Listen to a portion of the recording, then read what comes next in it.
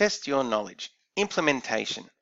Now, the following 5 questions are going to focus on the implementation stage of the system development lifecycle, which is a part of the project management unit of the IPT course. So let's take a look at these 5 questions. Question 1. What 2 areas of planning primarily occur at the implementation stage of the system development lifecycle? Question 2. List the 4 methods of conversion for implementing a new system. Question 3. Explain the difference between a phased and a pilot conversion method. What are the advantages of each method? Question 4. Outline the purpose of developing a user manual at this stage of development. And question 5. What factors need to be considered when developing a training plan? Now, I encourage you to pause your video here, and at 1 minute, we'll start going over the answers.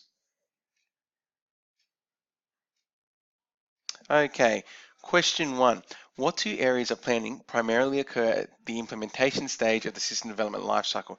Now, the 2 main areas are the conversion method that will be used for converting the old system into the new system, as well as the establishment of a training plan for participants. So they're the 2 areas that are the focus of this stage, the conversion method and how participants will be trained.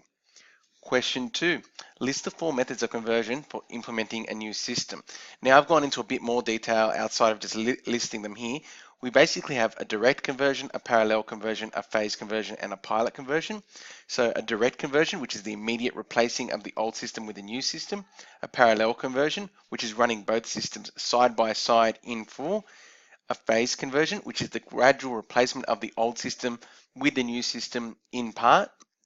And then finally, a pilot conversion, where we trial the new system in one department of an overall organization for a set period of time, and then after that set period of time, the whole system then adopts the new system. Now, with those last 2, that leads us into our question 3. Explain the difference between a phased and pilot conversion method.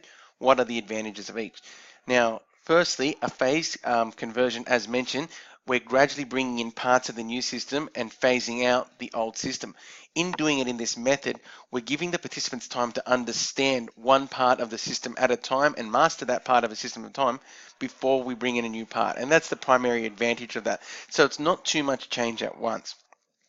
On the other side, with a pilot conversion, we're allowing the system to be trialed in full in one section of the organization. So they're using the system in full. And while it's in this trial period, they get to see all the errors or anything they don't like about the system as a whole all at once. So while we're in this trial period, changes can be made. We can contact the project team again and hopefully can be managed before the system then goes to the entire organization. So both of them there having their own advantages for phased and pilot conversions.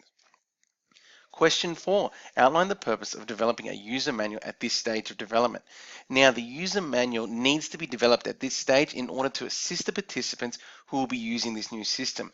The manual may be used in conjunction with participant training, as we know, which is a major part of this implementation stage, but also around permanently as a reference point for participants if they're having any issue with the system. So basically, it's kept on site at all times so that if they are running into issues 3 months down the track, they can refer back to the actual training manual and have a look and see if they can get over the issue themselves based on that documentation. And then the final question, what factors need to be considered when developing a training plan? And we might go over a slide on this just so we can go through it. And basically, we have a number of factors. Firstly is the time frame. When does this system have to be implemented by and fully running? That will let us know how much time we have to train the participants. The actual budget we have, because people are going to be taken off work, and as you can see with these other points, and this all costs money, okay? People coming in to replace them, training materials and resources, okay, and paying the employees themselves if they're going to be staying back after hours is all going to cost money. So there's budgeting factors. The skill level of the actual ICT for each participant. Are they already good at ICT, or is this all brand new to them and they're going to need a lot of time for this? The delivery method, is it going to be one-on-one or as a group, or is it just going to be through documentation, okay, or a combination of all those things at different times in order to allow the participants to learn the new system?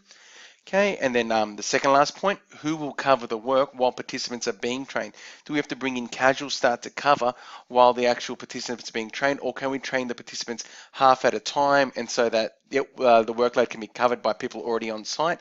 So there's factors to consider there. And then finally, who will facilitate training?